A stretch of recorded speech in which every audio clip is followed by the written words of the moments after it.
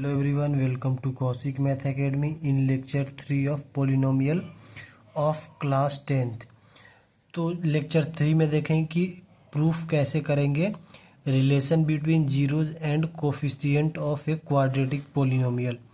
अब quadratic polynomial क्या होता है? जिसकी डिग्री क्या हो, 2 हो, और कोफिशिएंट क्या होता है इसको देखते हैं सबसे पहले। अब जैसे यहाँ पे देखो एक्स स्क्वायर मतलब ए एक्स स्क्वायर है, मतलब कि जो वेरिएबल होगा, जो वेरिएबल के पहले जो नंबर होगा उसको क्या बोलते हैं? कोफिशिएंट बोलते हैं। तो जैसे कि एक्स का कोफिशिएंट क्या है यहाँ पे? बी है, तो बी क्या हो सकता है? कोई नंबर हो सकता है। और पूछ दे कि एक्स स्क्वायर का कोफिशिएंट क्या होगा, तो ए होगा, ए कोई नंबर भी हो सकता है। तो चलिए इसको देखते हैं कि कैसे प्रूफ करेंगे।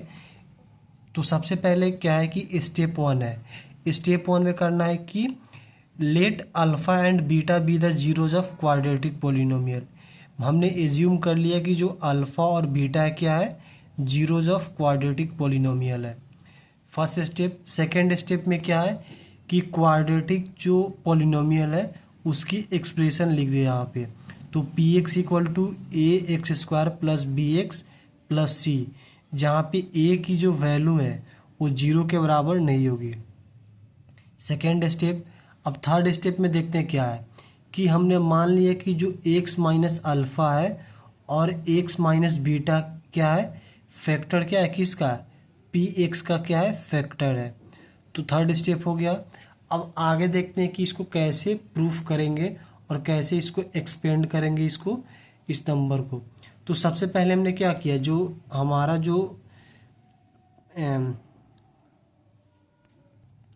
सबसे पहला जो इक्वेशन था क्वाड्रेटिक पोलिनोमियल का, यहाँ पे लिख दिए।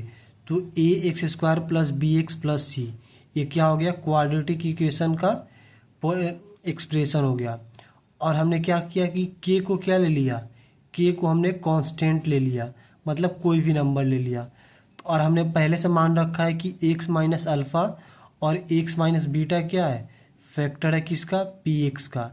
तो हमने लिख लिया a x square plus b x plus c equal to k x minus alpha into x minus beta. अब इन दोनों को क्या करेंगे कि हम एक्सपेंड करेंगे, मतलब इन दोनों को क्या करेंगे? मल्टीप्लाई करेंगे। और जब मल्टीप्लाई करेंगे तो जो के है, के क्या है? कांस्टेंट टर्म है, तो इसको बाहर रख दिए। जो एक्स स्क्वायर का नंबर है, मतलब जो एक्स स्क्वायर के फॉर्म में है उसको अलग कर दिए, और जो एक्स के फॉर्म में उसको क्या कर दिए? अलग कर दिए।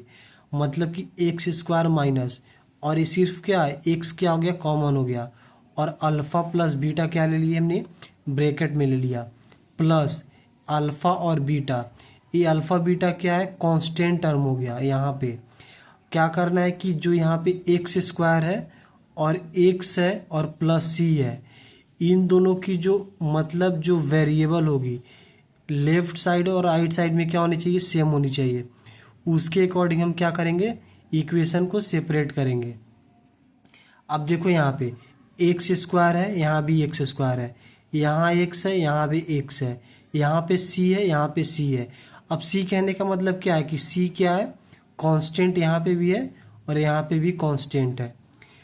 और दोनों तरफ क्या करेंगे? जो कोफिशिएंट है उन दोनों को कंपेयर करेंगे बोथ साइड में। तो यहाँ पे के की वैल्यू कितना मिला? यहाँ पे 1। अब यहाँ पे देखो के x square equal to a x square, तो एक्स स्क्वायर से एक्स स्क्वायर कैंसिल हो गया, तो क्या बचा? के की वैल्यू कितना आ गया? 1। तो यहाँ पे के का वैल्यू कितना आ गया? 1। और यहाँ पे बी का वैल्यू कैसे निकालेंगे? अब देखो यहाँ पे बी एक्स है और यहाँ पे के अल्फ़ा प्लस बीटा, तो जो अल्फ़ा प्लस बीटा यहाँ पे, तो जो यहाँ पे जो एक्स का एक्सप्रेशन क्या आया? माइनस के अल्फ़ा प्लस बीटा, और यहाँ पे बी एक्स, तो यहाँ एक्स से एक्स क्या हो जाएगा? कैंसिल हो जाएगा।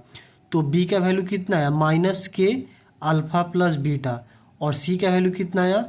के alpha beta equal to c, तो सी का वैल्यू कितना है? के अल्फ़ा बीटा। और सबसे पहले क्या कि जो के का वैल्यू क्या था? ए के बराबर था, तो जहाँ जहाँ के हैं उसके जगह क्या लिख दिए? ए लिख दिए। तो minus a alpha plus beta equal to b, and a, मतलब के की जगह क्या लिख लिए a, alpha beta equal to c, तो alpha plus beta equal to minus b upon a. अब यहाँ देखो अल्फा प्लस बीटा यहाँ पे रह गया, और जो यहाँ पे माइनस है राइट साइड चला गया, और जो यहाँ पे ए है, ए क्या मल्टीप्लाई में है, तो ई साइड आएगा तो क्या हो जाएगा, डिवाइड में हो जाएगा।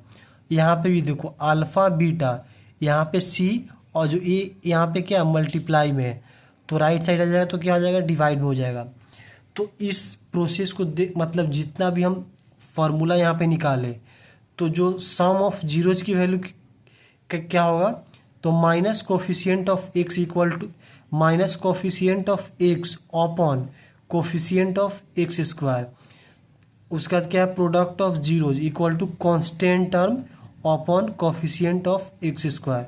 कांस्टेंट टर्म क्या होता है, जिसकी वैल्यू सी हो, मतलब कि उस जगह पे कोई भी नंबर हो सकता है लेकिन उसमें वेरिएबल नहीं होगा, तो उसको क्या बोलते हैं, कांस्टेंट टर्म है।